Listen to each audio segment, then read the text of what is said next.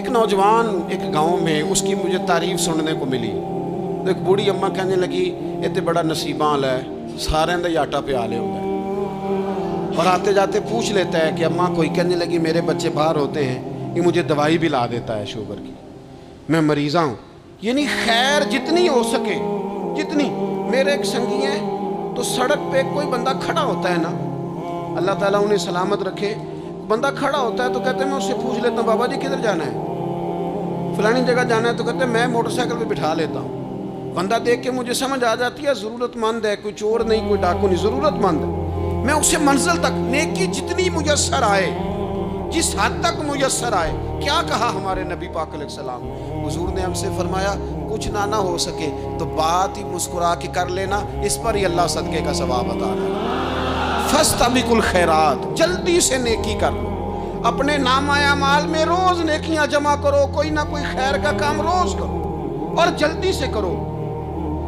صحیح مسلم میں حدیث ہے, نبی پاک صلی اللہ تعالی علیہ وسلم فرمانے لگے جلدی جلدی نیکی کے کام کر لو ان فتنوں سے پہلے جو اندھیری رات کے حصوں کی طرح فتنے ہوں گے. فرمایا اس وقت حال یہ ہوگا کہ آدمی صبح مومن ہوگا شام کو کافر ہو جائے گا, شام کو مومن ہوگا تو صبح کافر ہو جائے گا. اور فرمایا لوگ دنیا کے بدلے اپنا دین تک بیچ ڈالیں گے. معاذ اللہ جھوٹی قسمیں نہیں کھائی جاتی, جھوٹا قرآن مجید نہیں لوگ اٹھا لیتے. لوگ دنیا کے لیے دین بیچ ڈالیں گے. اس سے پہلے جب فتنے اتنے زیادہ ہو جائیں, اس سے پہلے نیکی کر لو, کوئی خیر کا کام کر لو, جلدی سے کچھ ایسا کر لو. حضرت عقبہ بن حارث رضی اللہ تعالیٰ عنہ فرماتے ہیں یہ دیکھیں ہمارے نبی پاک علیہ السلام کی سیرت کیا ہے, حضور کا اسوہ کیا ہے, نبی پاک علیہ السلام ہماری تربیت کس طرح کرتے ہیں. حضرت عقبہ بن حارث رضی اللہ تعالیٰ عنہ کہتے ہیں ہم نے نبی پاک علیہ السلام کے ساتھ نہ عصر کی نماز پڑھی, یہ صحیح بخاری میں موجود ہے. فرماتے حضور سلام پھیرتے ہی فوراً اٹھ کے گھر تشریف لے گئے.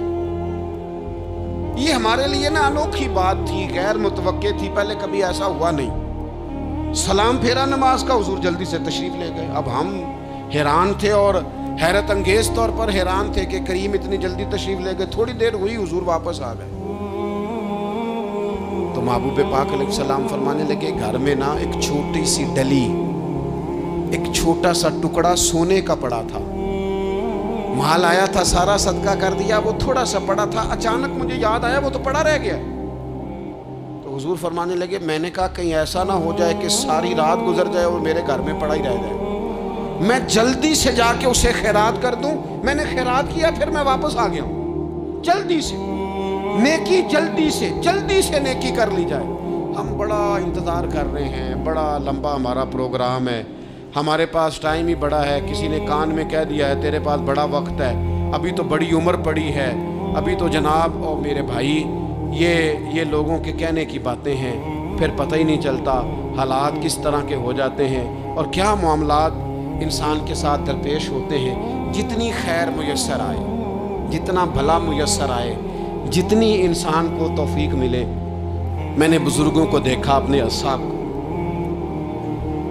پہلے وہ خدام سے کہتے کہ میں سونے لگا ہوں اور پابند کرتے لوگوں کو کہ فلاں وقت, بزرگوں کو میں نے دیکھا اپنے, وہ پابند کرتے لوگوں کو کہ فلاں وقت میں موجود ہوں گا آنا, خود پابند فرماتے. اور پھر جب بیدار ہوتے نا تو سب سے پہلے خدام کو بلا کے پوچھتے کوئی مہمان تو نہیں آیا,